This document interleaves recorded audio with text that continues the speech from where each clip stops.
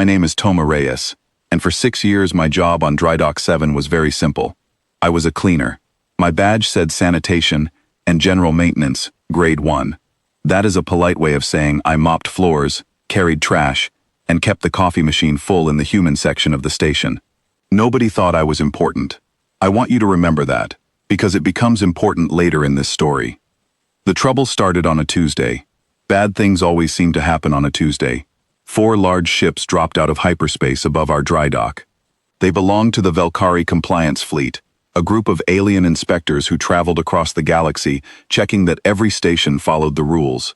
Their ships were gray and sharp, and they moved with the kind of order that made everyone nervous.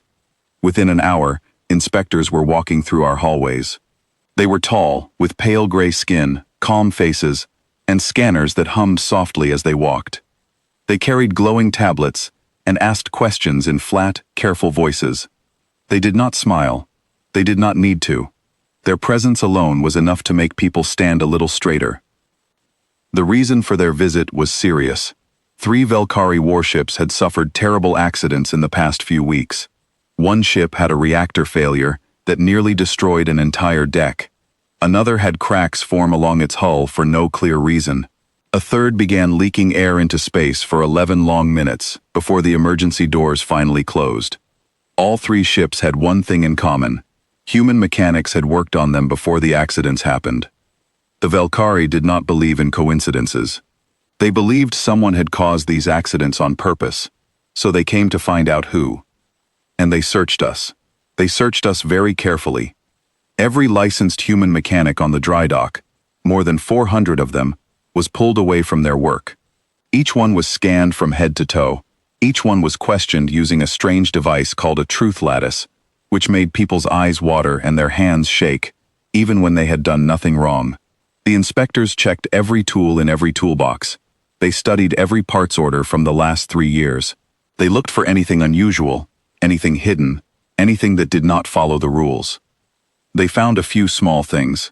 Someone had built a homemade space heater, which was against safety rules. Someone else was secretly making strong drinks in a storage closet, but they found no sabotage, no hidden weapons, no evidence that any human had done anything to hurt those ships. I watched all of this happen from behind my mop bucket, in a quiet corner of the hallway. Nobody scanned me. Nobody asked me a single question. I did not have an engineering license. My name was not on the official list of mechanics. To the inspectors, I was simply part of the background, like a chair or a light fixture. A person in a gray uniform who cleaned floors and carried coffee could not possibly be dangerous. That is what they believed, and in a strange way, they were right and wrong at the same time. That mistake worked in my favor, because I had somewhere important to be.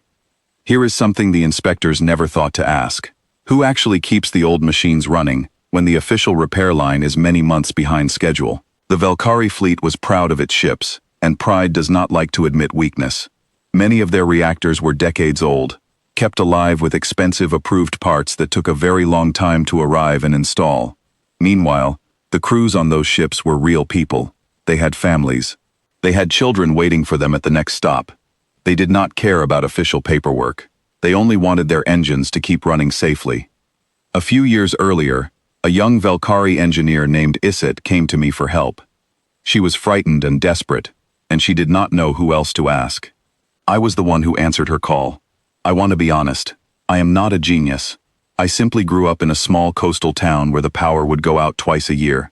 I learned how to fix an old generator using tape, a spare battery, and pure stubbornness before I ever learned how to drive a car.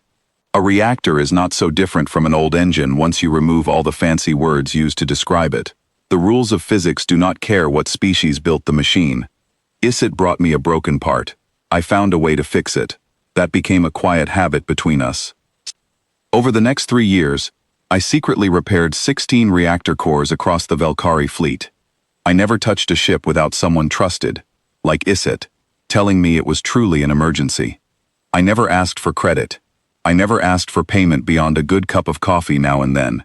As far as any official record was concerned, I was exactly what my badge said, a cleaner, nothing more. The inspectors could search every file in the galaxy and never find any of that, because there was no file to find.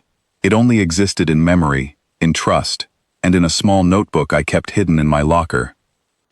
On the third day of the investigation, everything changed. The lead inspector's own ship, called the Velkath's Judgment, suddenly suffered a terrible reactor problem.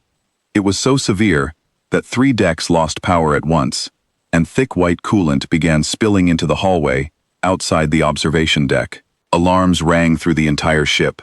Velkari engineers ran in every direction, trying to follow their official safety steps, but those steps were built for careful, slow situations. They took nearly 40 minutes just to identify a problem, and this ship did not have 40 minutes. I was 2 decks away at the time, delivering coffee to a tired group of dock workers, when Isit burst through a service door. Her face was covered in soot, and her hands were shaking. She grabbed my arm without saying a single word. She did not need to explain. I had seen that look on her face before, and I knew exactly what it meant. I left my coffee cart sitting in the hallway and followed her without hesitation.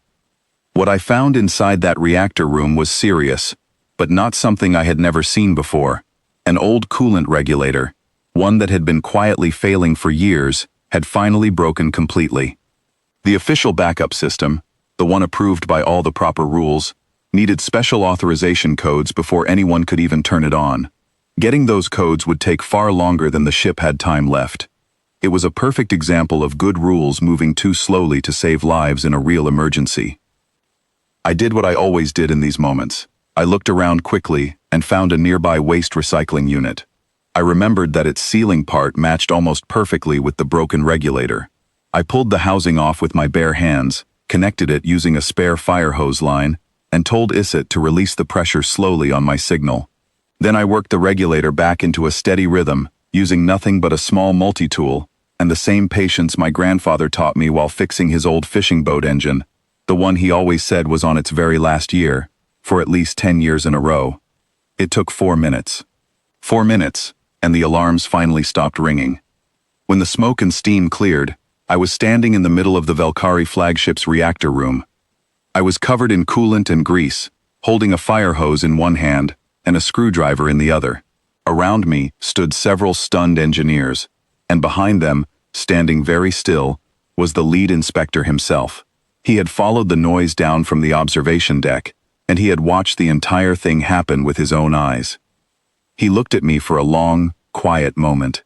Then he looked down at his scanner, which had absolutely no record of who I was, or why I had any right to be there at all. "Who?" he said slowly, in the voice of someone trying to understand something completely new. "Are you?" I wiped my hands on my uniform and gave a small shrug. "Sanitation and General Maintenance, Grade 1, I said, "Sir." He did not say anything for a very long time after that. The days that followed were strange, in a good way. Word spread quickly through the fleet about what had happened in that reactor room. Engineers who had once walked past me without a second look now stopped to say thank you. Some brought small gifts, like tools or snacks from their home worlds. Isit stayed close to my side through it all, quietly proud, though she never said much about it out loud. She did not need to. Her small smile said enough. The inspectors eventually finished their investigation. They found no sabotage anywhere on the dry dock. What they found instead was something much harder to write down in an official report. They found decades of quiet pride that had refused to admit the fleet's ships needed real help. They found slow rules that could not keep up with real emergencies, and they found one overlooked human who had spent years quietly filling that gap, not because it was his job, but because waiting for permission could have cost people their lives. The lead inspector offered me an official reward, a shiny medal with my name engraved on it. I thanked him kindly, but I asked for something else instead. I asked for a proper toolkit of my own, and a standing order for spare parts, so I would never again have to steal pieces from a recycling unit in an emergency. He agreed without hesitation, and even added extra funding for training, in case others wanted to learn the same skills I had picked up over the years. Isit still visits me sometimes during her free hours. She brings coffee, and we talk about small things, like old engines and new problems. We do not talk much about titles or official records. Those things never mattered much between us. What mattered was showing up when something was truly broken and needed fixing. Looking back now, I think that is the real lesson in all of this. The inspectors spent 3 long days searching through every licensed, certified, and approved human mechanic on that station. They scanned bodies, studied records, and asked careful questions, all while looking for someone dangerous, hiding among the experts. But danger was never the right thing to look for. What they actually needed was someone reliable, someone who cared enough to fix a problem quietly, without waiting for permission or praise. They searched every name on their list, and they never once thought to look at the person quietly pushing a mop cart down the hallway, smiling, and asking if anyone wanted a warm cup of coffee.